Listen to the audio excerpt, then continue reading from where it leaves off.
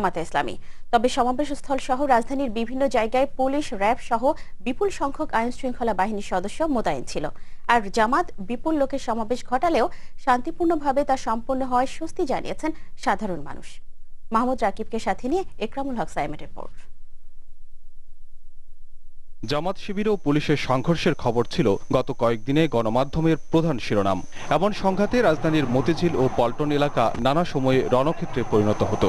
সংঘর্ষের ঘটনা নিয়ে পুলিশ আর জামাত কর্মীরা পরস্পরের উপর দায় চাপাতেন। আমরা প্রথমে সরতে অনেকক্ষণ চেষ্টা করলাম তাদেরকে ঠেকায় রাখার জন্য, কিন্তু সোমবারের দৃশ্য ছিল পুরোপুরি উল্টো। জামাতের মিছিল থেকে পুলিশকে ফুল দিয়ে শুভেচ্ছা জানানোর অভিনব ঘটনা অনেকেরই দৃষ্টি কেড়েছে। পুলিশকে কখনো আমরা শত্রু মনে করি না। পুলিশকে বুঝাতে চাই যে আমরা কখনোই তোমাদের শত্রু না, আমরা তোমাদের ভাই। তাই আমরা তো পুলিশের হাতে হাতে ফুল দিয়ে তাদেরকে সম্বর্ধনা জানাইলাম যে আমরা তোমাদের সাথে আছি। অন্য দিনগুলোতে সহিংসতার আশঙ্কায় গোটা এলাকায় আতঙ্ক থাকলেও মানুষের মধ্যে এদিন সেরকম দেখা যায়নি। সমাবেশের পাশ ঘেঁষে গাড়ি চলাচল সহ দোকানপাটগুলোতে ছিল স্বাভাবিক কাজকর্ম।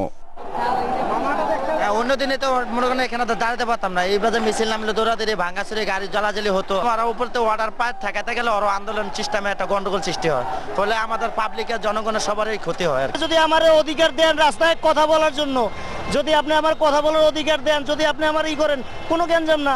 আর যদি আপনার উপরে জোরপূর্বক করেন আমার উপরে, তো গ্যাঞ্জাম হবেই। পুলিশ এবং জামাত কর্মীদের বক্তব্য ছিল সমঝোতার আভাস। তারা কিন্তু রাস্তায় নামার আগেই গাড়ি ভাঙচুর শুরু করে। গতকাল থেকে আমাদের সঙ্গে কমিউনিকেট করছে এবং তারা বলছে যে আমরা ধ্বংসাত্মকমূলক কর্মকাণ্ডে জড়াবো না। আমরা যখন কোনো মিছিল মিটিং বা ঘরেও যদি কোনো সমাবেশ করতে যাই, সেটাকেও গোপন মিটিং বলে সরকার আমাদেরকে গ্রেপ্তার করা হচ্ছে। পুলিশ যখন ঝামেলা করে তখন আমরা তো স্বাভাবিকভাবে আমাদের আত্মরক্ষার জন্য নিজেদেরকে সেভ করব। এই সেভ করতে গেলেই দেখা যায় যে পুলিশের সাথে সংঘর্ষের যেটা সূত্রপাতটা হয়। তাই কোনো কর্মসূচি যেন সহিংসতার রূপ না নেয়, সেজন্য রাজনৈতিক দল এবং প্রশাসনকে দায়িত্বশীল ভূমিকা রাখার তাগিদ নগরবাসীর। একরামুল হক সায়েম, দিগন্ত টেলিভিশন, ঢাকা।